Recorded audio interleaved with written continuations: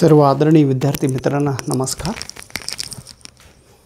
Paper क्रमांक 1 मधील 10वा unit higher education.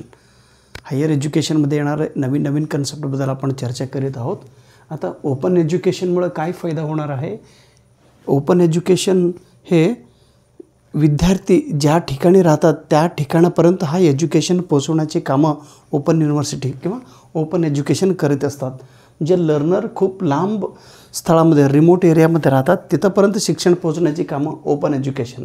आणि रेग्युलर अटेंडन्स करायची गरज नाही ओपन एज्युकेशनमध्ये. आणि कॉस्टली फी नसतात.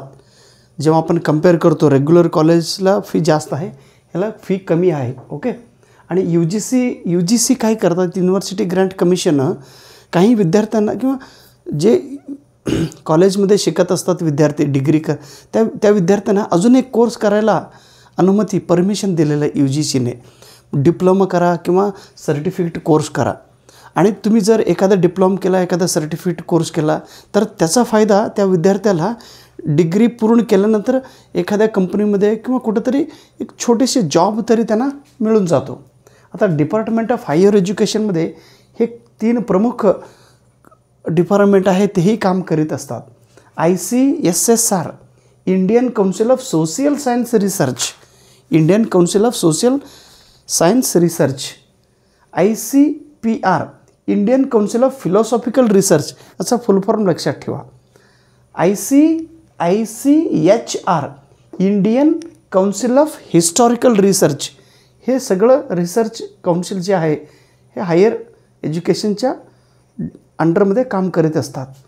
डिपार्टमेंट ऑफ हायर एज्युकेशन सध्या काय काम करतात बघा, त्याचं काय फंक्शन आहे. नॅशनल पॉलिसी निर्माण करीत असताना हे कॉन्ट्रीब्युशन करतात. एज्युकेशनल जे नॅशनल पॉलिसी आहे ते करीत असताना. आणि प्लॅनिंग हायर एज्युकेशन आणि टेक्निकल एज्युकेशन कशा पद्धतीने असायला पाहिजे हे रूपरेषा, रूल्स अँड रेग्युलेशन हे सांगत असतात. त्याच्याप्रमाणे इंडियन लँग्वेजेस जे आहेत त्याचं डेव्हलपमेंट करण्यासाठी सुद्धा हे हायर एज्युकेशन काम करीत असतात. आणि गरीब विद्यार्थ्यांना स्कॉलरशिप देण्याची कामंसुद्धा ही डिपार्टमेंट ऑफ हायर एज्युकेशन करीत असतात. आता युनिव्हर्सिटीमध्ये आपण ॲकॅडमिक काउन्सिल म्हणतो. ॲकॅडमिक काउन्सिल हा विद्यापीठात असलेले एक महत्त्वाचा काउन्सिल आहे. हे डिसिजन कशाशी संबंधित घेतात तर ॲकॅडमिक डिसिजन, ॲकॅडमिक साईडचे जे काय निर्णय असतात, शैक्षणिक रिलेटेड असलेले निर्णय सगळं ॲकॅडमिक काउन्सिल घेत असतात. एखाद्या व्यक्तीला रिलिजियस इन्स्टिट्यूशन्स म्हणजे एक इन्स्टिट्यूशन तयार करायचं आहे किंवा त्या इन्स्टिट्यूशनमध्ये धार्मिक स्वतंत्रता प्रत्येक व्यक्तीला आहे किंवा मायनॉरिटी इन्स्टिट्यूशन्स स्थापन करण्याची अनुमती इंडियन कॉन्स्टिट्यूशनचं दिलेलं आहे. कशाच्या आधारित? फंडामेंटल राईटच्या आधारित. आता प्रोफेशनल कोर्स कशाला म्हणायला पाहिजे की ज्या कोर्स पूर्ण केल्यानंतर त्या व्यक्तीला एक व्यवसाय करता यायला पाहिजे. आता टीचर एज्युकेशन आहे, लॉ आहे, मेडिकल आहे, इंजिनिअरिंग आहे, हे सर्व प्रोफेशनल कोर्सेसमध्ये येतात. बोर्ड ऑफ स्टडीज युनिव्हर्सिटीमध्ये एक डिपार्टमेंट असतात बोर्ड ऑफ स्टडीज म्हणून. हे बोर्ड ऑफ स्टडीज काही करतात तर विद्यापीठात कोणतं सिलेबस यावर्षी आपण नवीन सिलेबस निर्माण करण्याची जबाबदारी या बोर्ड ऑफ स्टडीजमध्ये असतात. आणि बोर्ड ऑफ स्टडीजचा जो सदस्य आहे निवड करत असताना प्रत्येक कॉलेजमध्ये जे काही डिपार्टमेंट असतात, Hindi department, Kannada department, Marathi department, English department, geography department, अशा डिपार्टमेंटची हेड्सना निवड करून देतात. किंवा एखाद्या प्रोफेसर लोकांनासुद्धा ते निवड करून इथं पाठवतात. कुठं? बोर्ड ऑफ स्टडीजमध्ये भजी खायला पाठवतात. चला making new syllabus elected by the head department and teachers. आता IIT हे काय आहे? Indian institute of technology.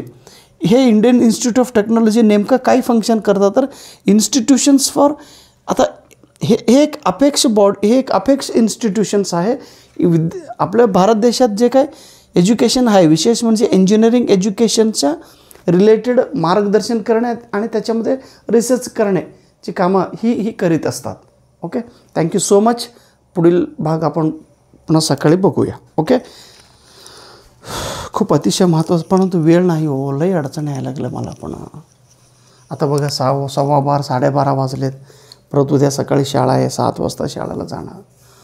शाळेत गेलं की पेपर चेक करणं. आता शाळेचं परीक्षा चालू आहे, 10वीचा पेपर चालू आहे, लई जे पेपर चेकिंग कामं चालू आहे. हो क्षमा करा हो, तुमचं सिलेबस पूर्ण करता येईना झाले.